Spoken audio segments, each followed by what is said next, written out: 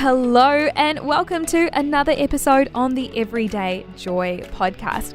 I want to do a massive shout out to anyone and everyone who has sent through an email through to the Everyday Joy inbox. It is such a delight to hear individuals reach out and share their stories, share how God has been using this podcast to bring about joy and meaning, and maybe even a little bit of a challenge as well.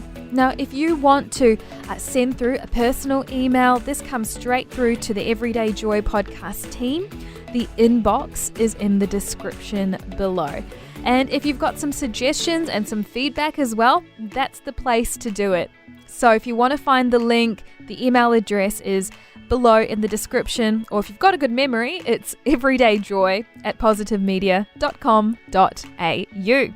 Right now though, let's get into today's episode. Trust God from the bottom of your heart. Don't try to figure out everything on your own. Listen for God's voice in everything you do, everywhere you go. He's the one who will keep you on track. That's Proverbs chapter 3, verse 5 to 6. I have got Jen here in studio with me. Hello, Jen. Hello, how are you going today? I'm good. How old is Chels now? 2 years and, I don't know, couple months. Couple months? Let's ignore the months. Okay, she's 2-ish. 2. Yeah. Let's do that.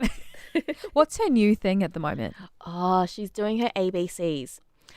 It's really, really cute, but she misses a lot of words. So she goes A, B, C, D, and then da, da, da, da, ba, and literally her words. It's so incredibly cute. But the alphabet is actually really hard. So I kudos to her. Yep. She's doing a great job.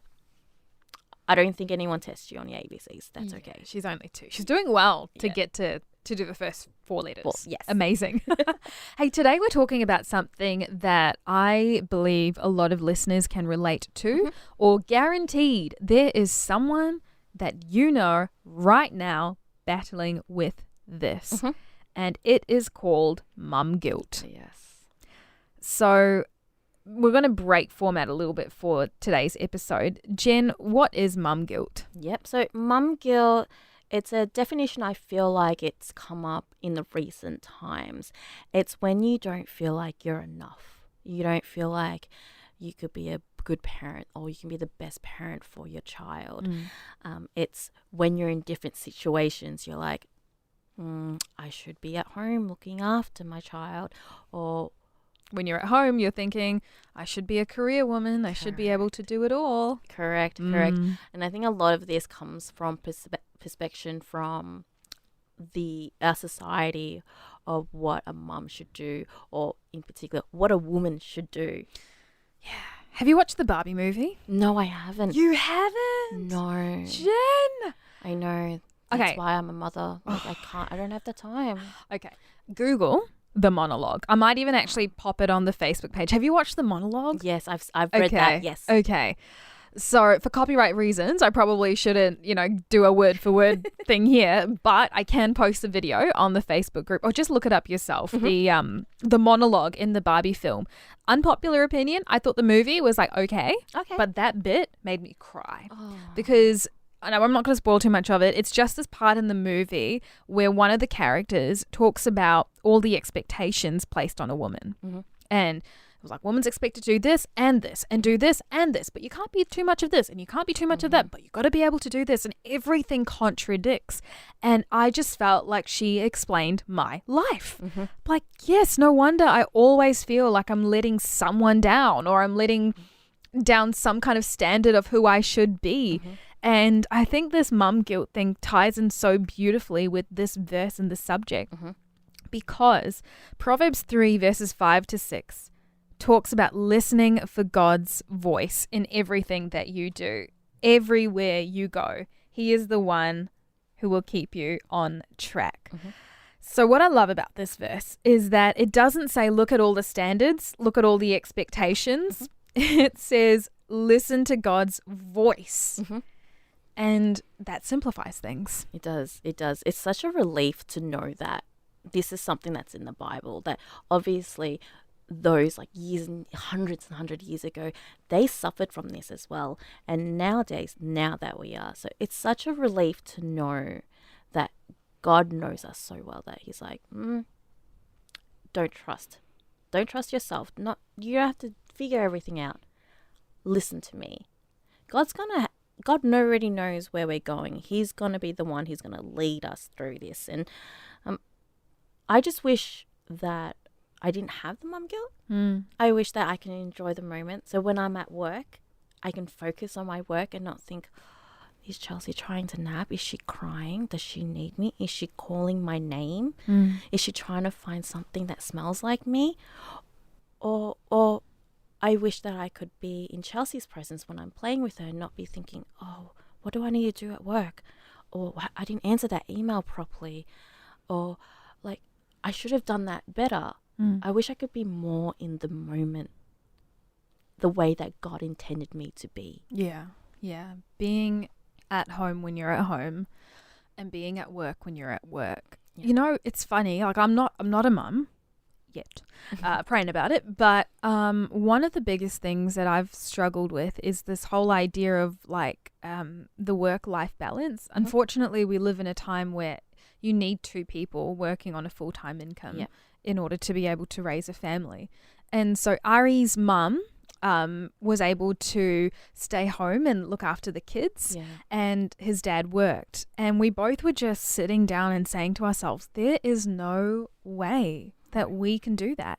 I mean, unless one of us earns triple what we earn, then maybe it could happen. But the payoff is probably that the spouse who's working ends up working all sorts of hours and they aren't at home. And so we're like, well, what do we do? How do we manage all of this? And honestly, I kind of got into a little bit of a funk about it because I'm just like, I feel like I'm not set up well to be a good mum, and I'm not set up to be flourishing fully in my career because of the fact that, you know, people at work would know that I've got other responsibilities and all those sorts of things. And I think it's a really real thing. And it's really frustrating and it's really hard, and you're expected to do it all in a world where you're not set up to flourish. So that's the problem. Let's pivot to the solution because it's a real problem. The solution is in this verse, going back to it. Trust God. Listen for God's voice. He is the one who will keep you on track. And when it comes to that last bit of that verse, when it says God is the one who will keep you on track, it doesn't mean he's going to keep you on the track everyone else is on. He's going to keep you on your track, on what he has planned for you, on what he has asked you to do, on what he has given you capacity for. So, you know, Alice down the road, she might have this track where she's working full time and she's also super fit and she's also able to look after her 5 children. Awesome. That's God leading her down that track. Your track could be taking a break from work. Maybe you're not doing well health-wise, and so you're focusing on just restoring yourself and looking after your baby. That is your track. It doesn't mean that it's any less than the other person's track. This is your track, and he will keep you on your track. He's not going to keep you on Alice's track. Nope. That's another track. We won't go there. But I really want someone else that's listening right now that if you're feeling like this, it's okay. We feel like this.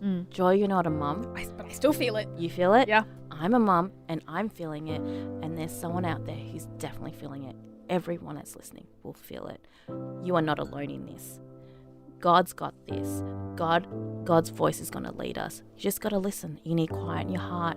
Pray about it and listen to his voice. And you just need to focus on your track. Well, we have come to the end of today's episode on the Everyday Joy podcast.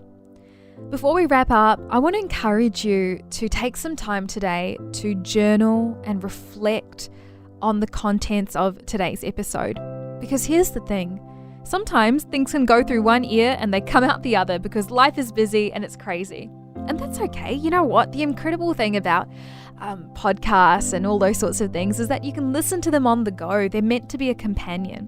But every now and then there might be an episode that just sticks. You can just feel that this is something that was meant for you. And if today's episode has been something like that, why don't you just take out 5 minutes of time today to pray, to ask God maybe why this is something that sparked so much of a response within you, and to commit it to Him, to invite Him into it, and to ask Him to use this episode and use the contents of it to change and transform your life. And look, if you do feel like this has changed your life in some way, we'd love to hear about it. At the end of the day, we originate from a not-for-profit community radio station based here in Melbourne. This podcast would not happen without the support of so many incredible listeners. And we love hearing stories of how God is using the power of stories and the power of radio and communication to reach and change lives. So if you've got a story to tell, do reach out. The inbox is in the description below. everydayjoy@positivemedia.com.au. Look forward to catching up again next time.